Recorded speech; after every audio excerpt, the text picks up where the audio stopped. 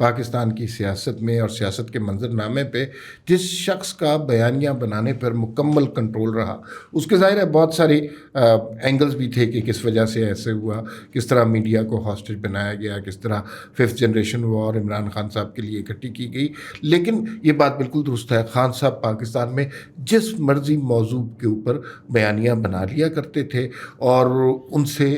باقی سیاستدانوں کی نسبت بہت زیادہ غلطیاں بھی ہوئیں، سلپ آف ٹنگ بھی ہوئی، بہت نازک مقامات کو بھی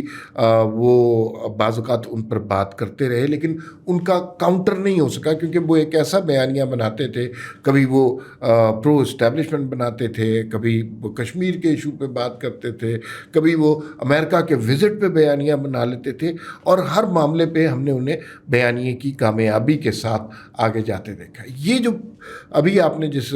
ویڈیو کا ذکر کیا، یہ پہلا موقع ہے کہ عمران خان صاحب کا بیانیہ دم توڑتا ہوا محسوس ہو رہا ہے، اس لیے کہ اس بیانیے کے جواب میں ایک کاؤنٹر بیانیہ ہے، اور وہ کاؤنٹر بیانیہ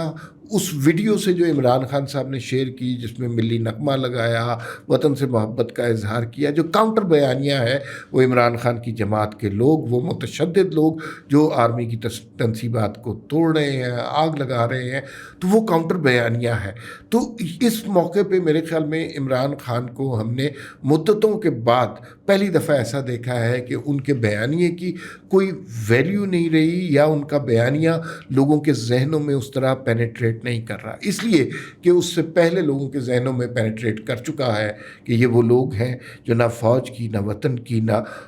اس قوم کی حرمت کو قائم رکھتے ہیں. یہ آگ لگاتے ہیں، یہ جلاتے ہیں، یہ لوگوں کو تشدد پر آمادہ کرتے ہیں.